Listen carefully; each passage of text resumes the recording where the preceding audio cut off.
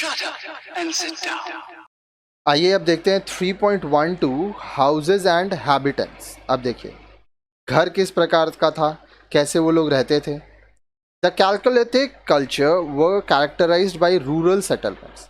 अब देखिए ताम्र पाषाण सभ्यता के जो लोग थे वो ग्रामीण बस्तियों में रहते थे, ठीक है, गांव जैसा प्रारूप था। The people lived in rectangular and circular houses with mud walls and थैश्ड roof. अब जो लोग थे वो कैसे रहते थे, रेक्टेंगुलर या सर्कुलर, गोल घर था या तो आयताकार घर थे उनके। दीवार कच्ची मिट्टी की बनी होती थी और जो छत था वो घास फूस की होती थी। Most of the houses were single roomed but some had 2 और 3 रूम्स।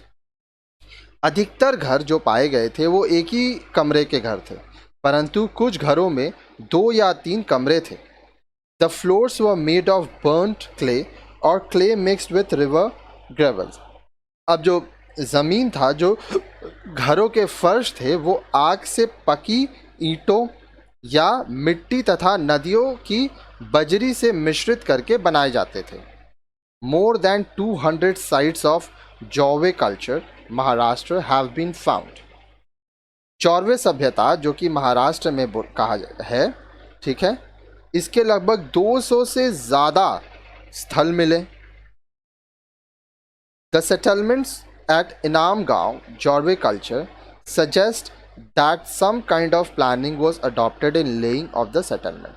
अब देखिए इनाम गांव जहाँ पे जॉर्वे सभ्यता मानी जाती थी, उससे यह संकेत मिलता है कि ये जो बस्तियाँ बसाई गई थी ये बहुत सोच समझ के प्लानिंग करके बनाया गया था ताकि लोग अच्छे से रह पाएँ। तो इस तरह से अभी तक आप बहुत सारा वीडियो देखें और जो हड़प्पा कल्चर है, जो हड़प्पा सभ्यता है, इसके बारे में आपको काफ़ी जानकारी मिली। तो ये चैप्टर हमारा यहाँ पे समाप्त होता है। अब इसके नेक्स्ट चैप्टर में जाइए, आपको हिस्ट्री के और भी बहुत सारे वीडियोज़ वहाँ मिलेंगे।